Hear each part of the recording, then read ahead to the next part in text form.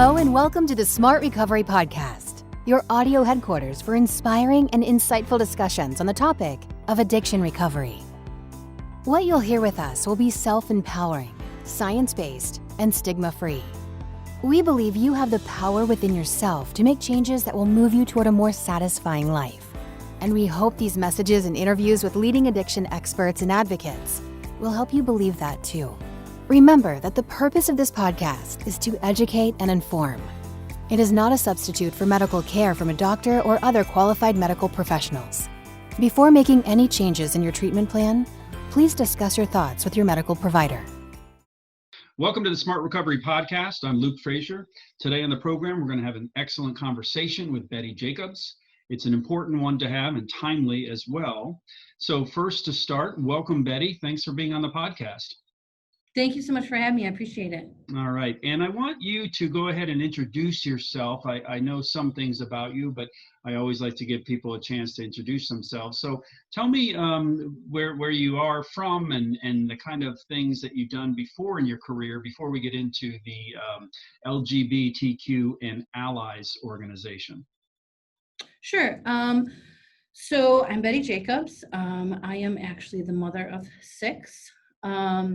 My partner and I have 3-year-old twins now. I completely forgot they had a birthday. And I have an 11-year-old daughter at home. I have 3 grown boys that are all in their 20s that have moved out and started their own lives. And I decided to go back to school about 6 years ago for social work. It's something that I had a passion for. So I am in my last year of my bachelor's in social work. And in that, you have to do an internship. So in the internship is where I realized that my heart lied with the LGBTQ community. Oh, that's great. Where are you going to have social work degree? YSU, Youngtown State. Oh, great. I actually have a bachelor's in social work myself. So Awesome. I've done a lot of things in that nonprofit world, and now I love working for Smart Recovery because it's a great nonprofit organization and really helps a whole lot of people, which I imagine was a good transition right into the LGBTQ and Allies organization. It's a nonprofit in Lake County, is that correct? Correct. We are the first and only LGBTQ exclusive nonprofit. There has been no other ones. Mm-hmm. How has it been received in Lake County? Now, for folks who don't know, there's going to be listeners all over the country or even internationally. How would you characterize Lake County? I would say there's a little bit of a conservative streak. Is that fair? Very conservative, yeah. That was a little bit of the fear that I had coming in. I thought I would have a big fight in my hands, and I was kind of prepared. I've been an advocate my whole life. So we're always ready to fight that fight. But surprisingly, I have to tell you, when it comes to the organizations, the nonprofits, the agencies, and a large array of the political individuals that are just exclusively here in Lake County have been very accepting and actually helpful, and wanted to know how we can progress this and what things I can offer them to try to help them educate their own staff. Yeah, boy, that's encouraging, because of course right now in our world there's a lot of intolerance, a lot of strife, a lot of different kinds of things happening all over the globe, and of course here in the United States as well. But it's always encouraging when you can find some people of goodwill and good heart. Yes, absolutely. It was encouraging to hear, and it's been nice to partner with some great organizations here. Yeah. And I don't want to, let me skip back for a moment. You mentioned being a mom of, was it 6? Of 6, yeah. Okay, that's exciting. And there's a little bit of an age difference. You said some boys in their 20s, and then twins who just turned 3, even though you forgot their birthday. I have so much going on. Did you have a party? Did you have a party for the twins? Well, their birthday was in January, so we were still good then. So yes, Yeah. Okay, well, that's good. So family is important, and I did appreciate when I learned about the LGBTQ Center in Lake County that you also include the word allies in the organization's name. Why? How did that come to be? What's that all about? Allies are just as important as the LGBTQ community. My goal, one of my goals here, is to bring out the allies. LGBTQ community has been here forever. I need to build a hedge of allies that stand in front of us and say, hey, enough is enough. Because we've been fighting this whole time and nothing's gonna change, and we can keep fighting. But I need the heterosexual community, the straight community to realize what's going on and what's been going on and say no more. Because without them, we can't progress and we can't move forward. Yeah, it does take. I'm Yeah, sorry. I'm hoping with the education I can bring and the trainings I can bring to Lake County that it debunks some of those myths and some of those stereotypes and there's just a lot we don't know what we don't know. So Right. it's just opening your mind to education. Right, and it's exposure. And so if you haven't necessarily interacted with members of different communities, whether it's part of the LGBTQ or different racial groups or anything else, you don't have a familiarity, you don't have maybe a comfort because you have all kinds of ideas that come from, who knows where they come from. Absolutely. We all have our own values, our biases, our beliefs that we grew up with.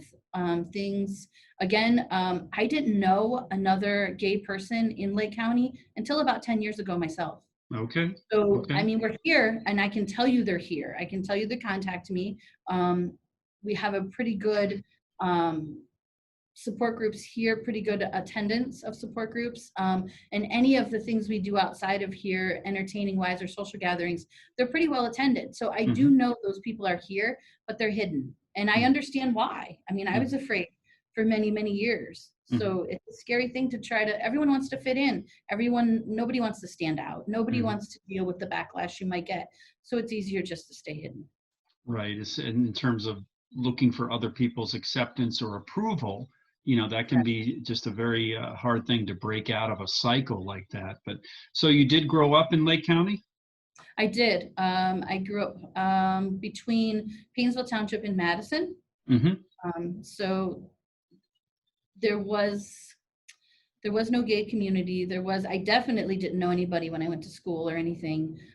In my family, I didn't feel would be accepting or anything. So, my biggest thing, a lot of people have a lot of goals in life and they have things they want to do, experiences they want to have. They want to go to college for something.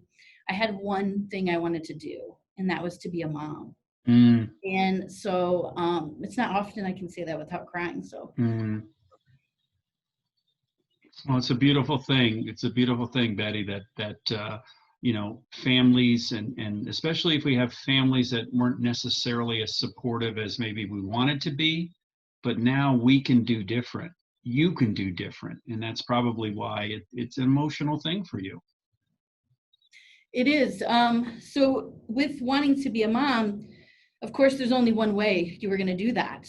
So I'm married and I had children, and I try to stuff that person I am and supposed to be down and try to just be what society wants you to be. But it doesn't work.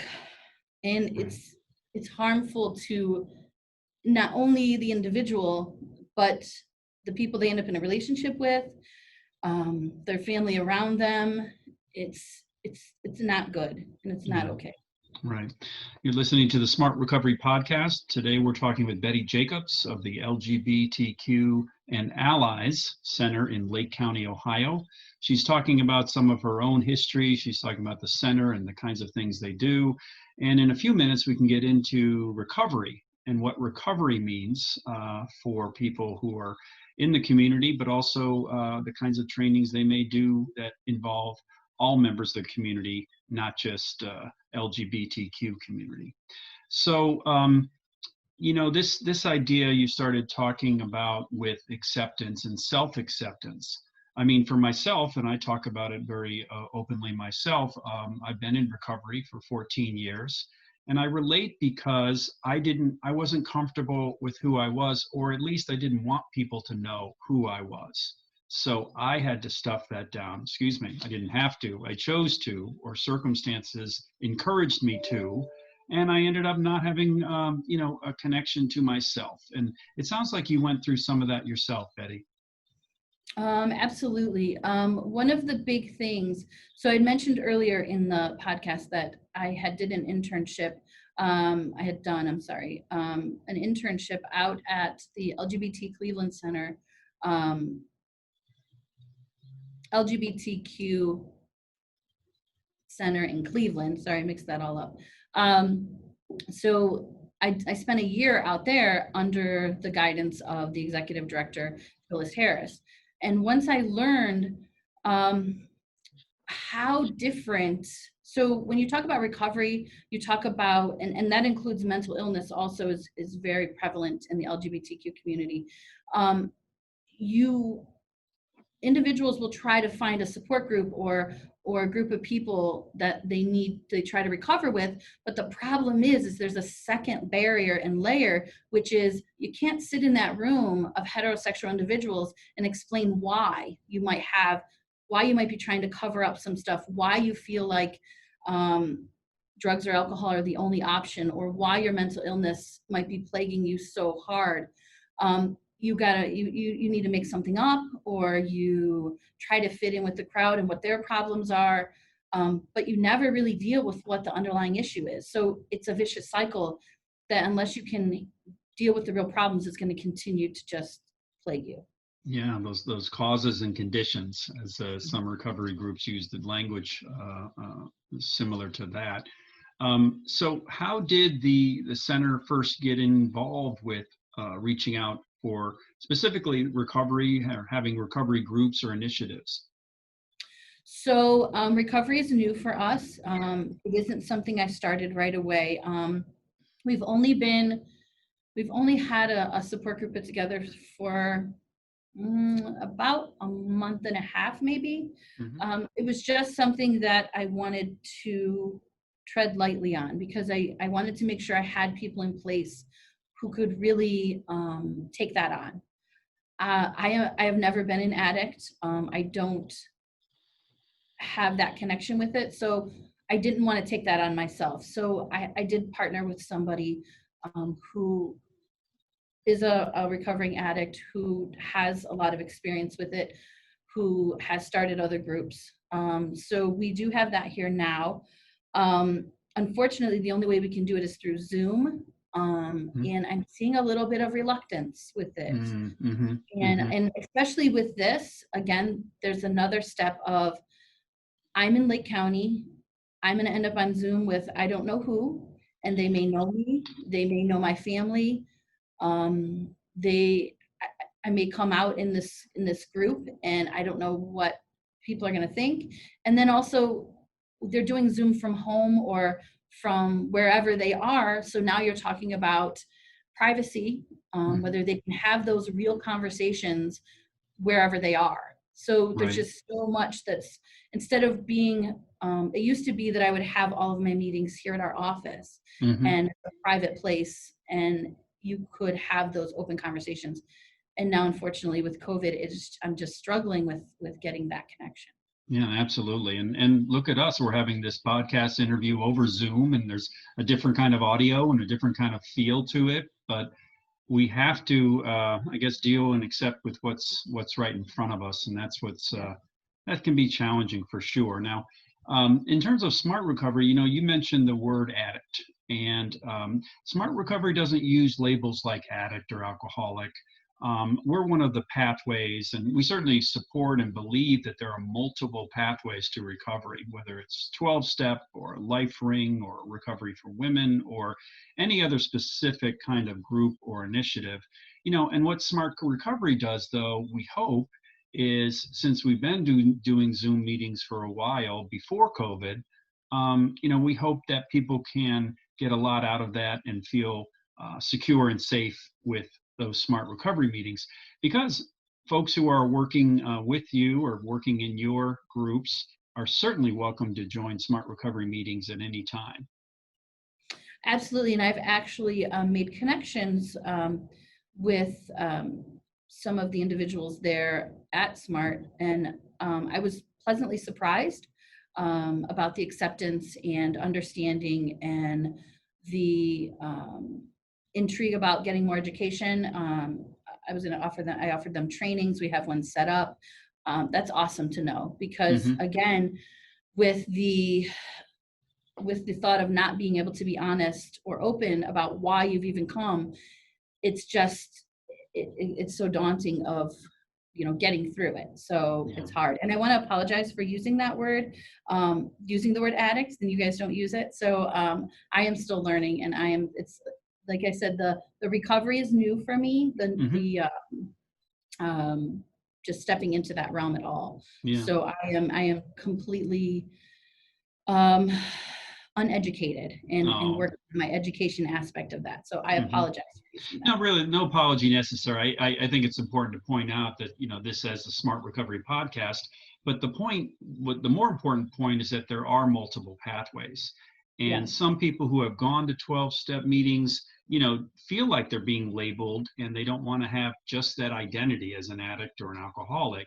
So SMART offers a little bit of a different perspective on it, as do other recovery groups also that aren't 12-step. So no apology necessary. It's just a matter, like you say, of education. And your center is going to be offering education to SMART and to other groups about being in the LGBTQ community in Lake County. So what kinds of organizations do you educate for different topics and understanding tolerance and acceptance? So I will educate anyone who contacts us. So whether that's an agency, an organization, a business, a church. I've been to schools. I've done individual. I've had groups just singly from different places just come.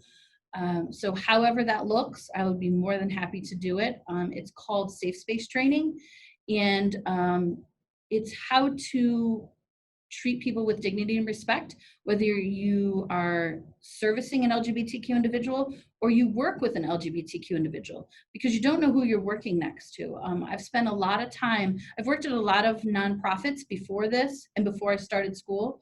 I've been a part of a lot of those water cooler joking conversations that you have to smile through and just kind of take it because you can't say anything. So it's just taking that moment when you're in those water cooler conversations to go, hey, you know what, that's not cool. Maybe you shouldn't say that.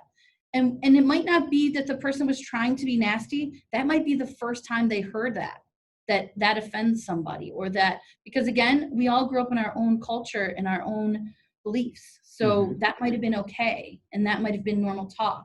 Just like with other, religions or races, or, everyone does things differently. So, but it's just learning a mutual respect for each other. Yeah, that's fascinating to me, because one thing that has happened, I think, in this COVID-19, Black Lives Matter, the sense of looking at our words, looking at our statues, looking at things that we may just take for granted, that others who are experiencing them experience them differently, experience them in an offensive way.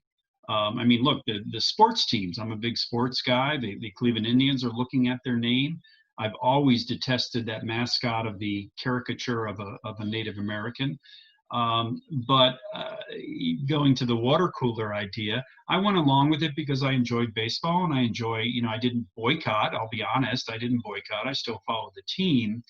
But you're so right that, if you can understand how it's affecting someone else, you're more likely to say, hey, that's not cool, and maybe that's a little bit of a benefit with everything that's going on right now. Do you think that that's come up more? I do. And it's been awesome to see. It seems to be, I hate the word to use the word easier, but it almost seems easier to have these hard conversations.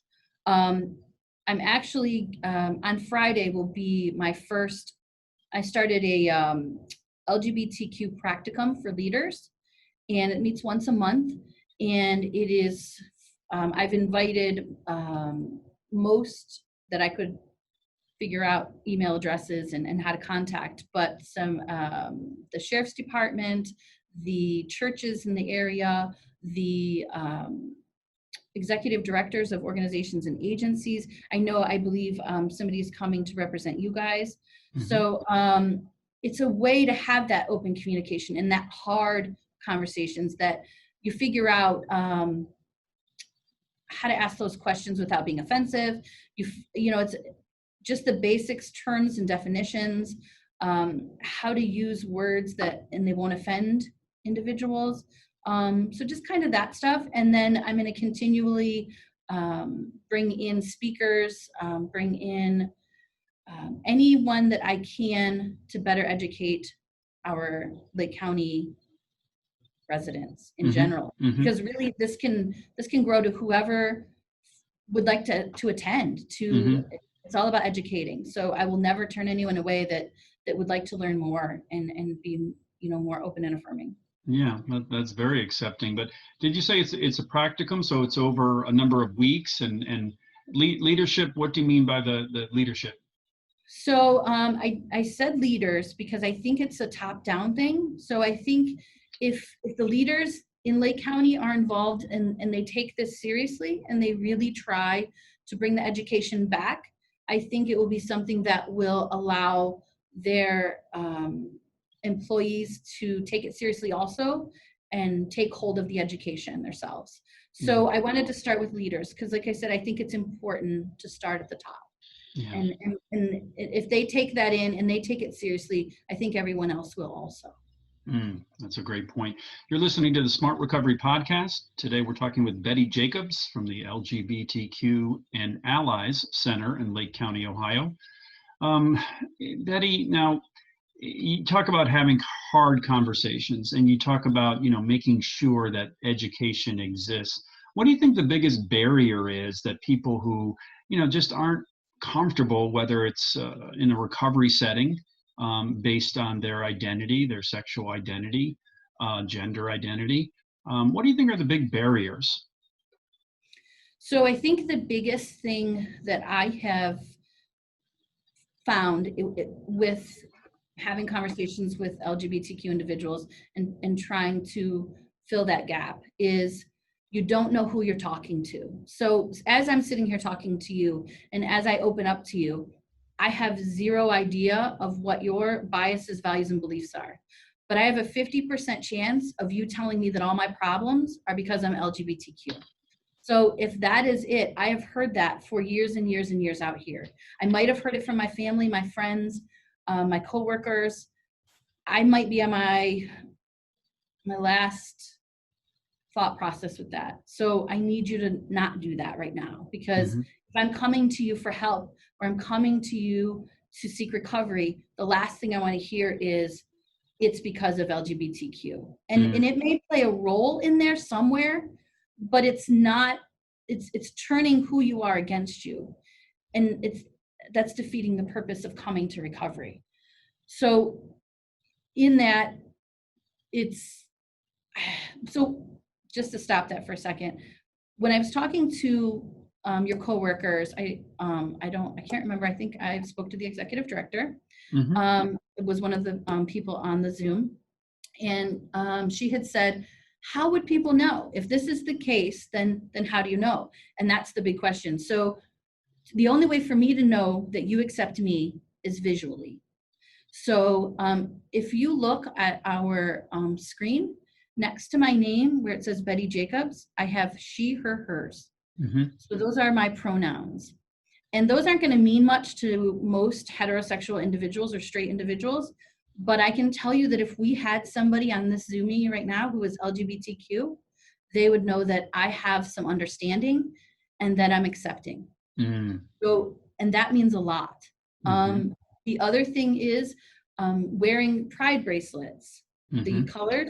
That doesn't say, I don't have to say anything to you, but I see it on you. So it means you accept me. So if I needed to talk to you, you were available to me, or anything else. People wear the lanyards, the rainbow lanyards. Here in Lake County, I spoke to Signature Health. They were one of the first ones that I had a meeting with. they actually changed their logo to a heart that has a rainbow in it and says LGBTQ friendly. It's things like that, and that's on all of their marketing material now, but it's things like that that change the game entirely, because you're going to have now, there's no question. And so when I spoke to your colleagues, I had said that. I said it has to go through a marketing, there has to be some change in the marketing and being visual and not have, I don't want to guess. And I don't want to sit here and take deep breaths before I make that phone call to you and hope that you are going to accept me for what I'm about to tell you in order to get help.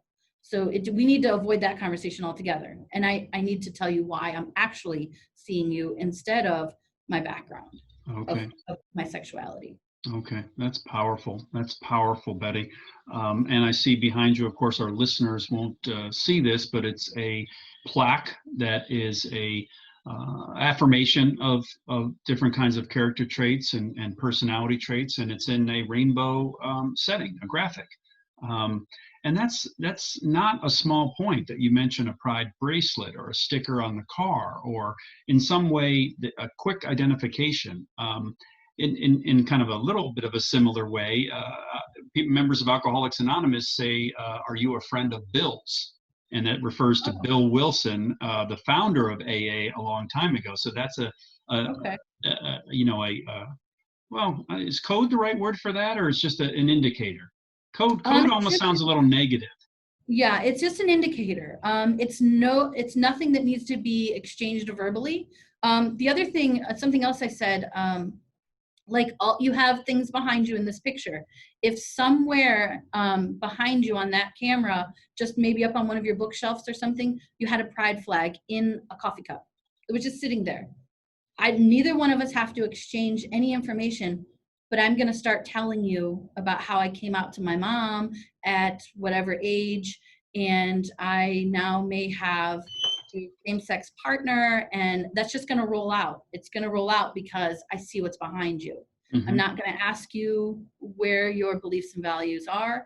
I'm not going to be afraid. I'm going to be able to sit here, relax my shoulders, take a deep breath, and tell you how I got here. So yes, it's that idea that you can quickly, not feel afraid, because again, going back to what you said about acceptance and understanding. I mean, if you don't know who you're talking to, and I would hope that with Smart Recovery you understand that we are an inclusive community and we are very affirming, but you actually don't know that. So that's really something that it gives me personally some pause, because I could easily have something that indicates to you, like you said, a pride flag or anything that would say to you, hey, we're over that. Let's start talking and be together. Absolutely. Yeah. Absolutely. So, well, let me ask you, what events or initiatives have you switched anything to online that people can join, Betty, and people can take part in? Absolutely, yes. So here we offer PFLAG, trans family, gamers, a book and movie club, and the recovery support group. So you're probably like, what are all those and how? So PFLAG is a nationally known support group, and it is for all of the LGBTQ community and their family and friends. And you don't have to be part of the LGBTQ community to come. So if you have a parent who might have a child and they just want to have support, or maybe you're a grandma or an uncle, or maybe you just have a friend who is, and you're not, they just came out to you and you're not sure how to support them, but you want to. You could come in, they're 2-hour-long support groups, and nothing is clinical. It's all peer driven. So it's just hearing other people's stories and trying to grasp what you can from them, leave what you don't want, that kind of thing. Trans family, kind of the same concept, except it is exclusive to the trans community, family and friends. Gamers is a youth group for ages 11 to 15, and it is spelled GAYMERS.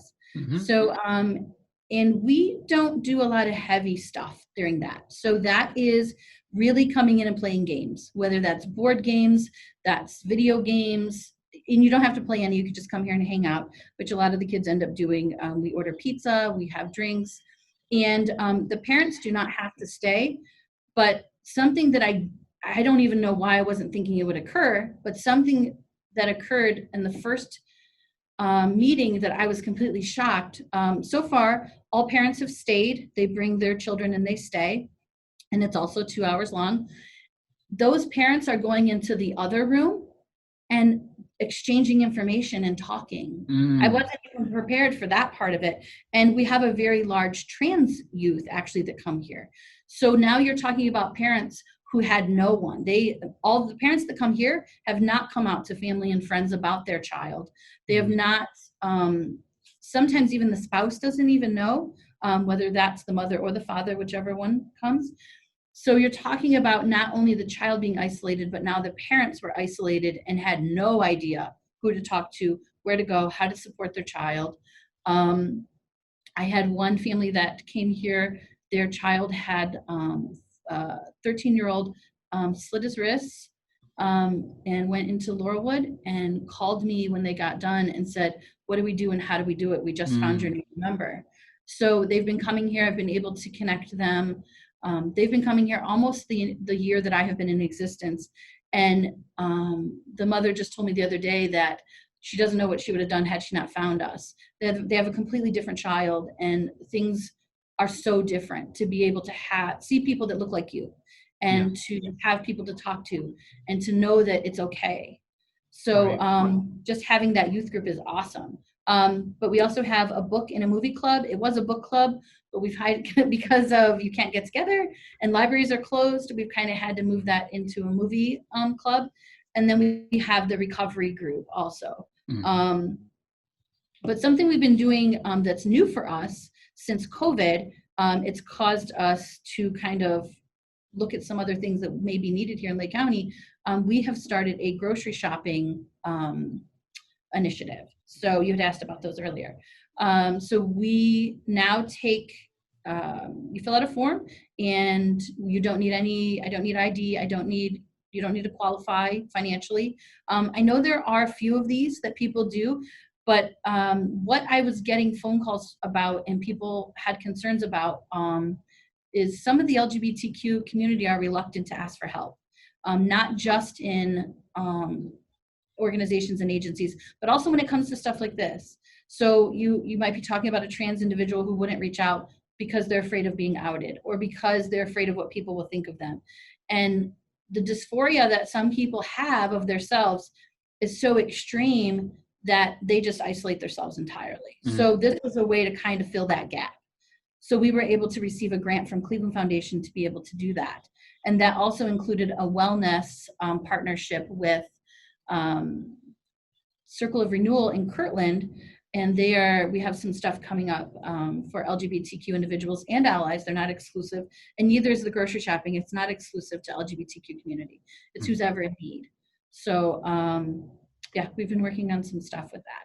Yeah, that's an understatement. That's an amazing amount of support, an amazing variety of support. And like Smart Recovery, you have for family, for youth. I mean, Smart Recovery has meetings for family and friends, and for youth, for veterans, for all different kinds of groups. And that's part of the key, isn't it, Betty? It's part of making sure it's comprehensive and it's reaches into all aspects of life. Absolutely. And I congratulate you, because that's really, for the year you said you've been in existence. Yes, that's we just had our premiere anniversary. Yeah, that's a whole lot going on. And a lot of the year has been COVID, or at least a chunk of it.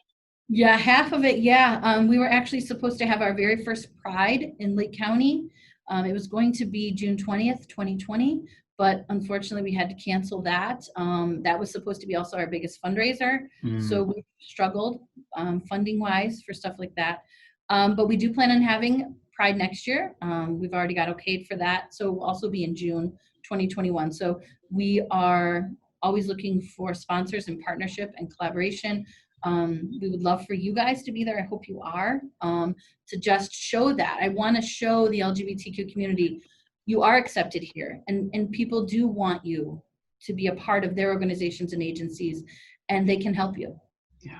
That's fantastic. And how can people get a hold of you, Betty, or the organization, and perhaps consider supporting in some kind of way, or at least maybe they need to take advantage of some of your support? Sure. So you can email us at info@lgbtlakecounty.com. We are on social media, Facebook, Instagram, and you can call us at 440-296-9443. You're probably going to get a voicemail, but please leave a message. I am the only person that checks it, and I'm the only person that ever hears it, because I actually have had that concern. People have emailed me and said they won't leave a message because they don't know who listens to it. Right. I am the only person. So I'm just a one-woman band here. I do all of the facilitating of all of our groups. I do the grocery shopping.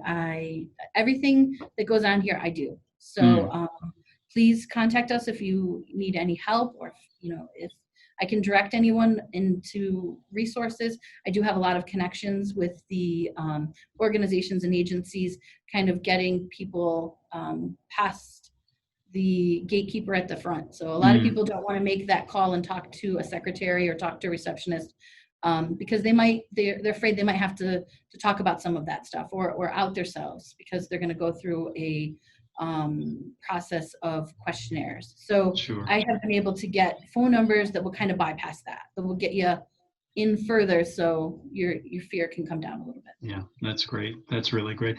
It sounds like your job description is one of those with other duties as assigned all over the bottom of it. Every duty, yes. every duty is Every assigned. duty.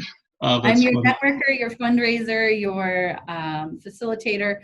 I'm the person that cleans the bathroom here. So, where I'm this was very important to me.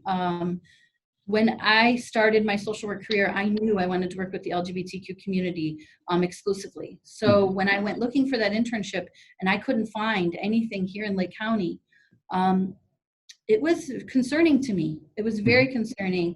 I couldn't even accidentally run into a support group here. So there's gaps that need to be filled here in services and support. And I'm hoping with us here, we can do some of that, even if it's just the minimal, starting with education right now. It's just opening those doors of communication. And it seems to be working. It seems to be, people are very receptive to understanding. Yeah, well, you certainly are making a difference, and you have explained, I think, a great deal about how you'll be able to use this foundation and grow from here with allies, with members of the community, and with allies. And all the information about contact and getting hold of you will be put in the podcast description. So when people find the podcast at smartrecovery.org, they'll be able to find that specific information as well. Betty Jacobs, wonderful conversation. Thank you so much for making the time. Thank you so much for having me. Okay, take care now. This is the Smart Recovery Podcast you've been listening to. We are here on a regular basis, and you can find out more at smartrecovery.org. I'm Luke Frazier. Until next time. Thanks for listening to the Smart Recovery Podcast. If you found today's episode helpful and inspiring, we encourage you to share it with someone who might need to hear its messages. If you or someone you know needs addiction-related help, we encourage you to visit smartrecovery.org to find a wealth of digital resources, practical tools, and social supports meant to help you and your loved ones on their recovery journey. While there, you can search for a local SMART meeting near you, or join our online community to find 24/7 access to recovery help through regular online meetings and helpful message boards and forums. All of our meetings and online community resources are completely free of charge. Be sure to connect with us online to get more helpful addiction-related resources. Visit our website at smartrecovery.org, where you can search for local meetings, join our online community, subscribe to our e-newsletter, and find regular blogs, videos, podcasts, and more. You can also help us to spread our self-empowering, science-based messages to more people who need to hear from them in important ways. First, get trained on the Smart Recovery Program. If you are a licensed healthcare provider and could benefit from using Smart Recovery in your professional work, or if you are someone who would like to volunteer and lead Smart Recovery meetings in your community, please check out our training and volunteer opportunities at www.smartrecovery.org/training. Second, donate to support our work. Smart Recovery is a nonprofit that runs on the donations from generous supporters who understand the need for recovery-related support. If you would like to help us reach more people, consider donating to Smart Recovery at smartrecovery.org/donate. We'd like to thank US World Meds for their generous support of this episode. We'll see you next time on the next episode of the Smart Recovery Podcast.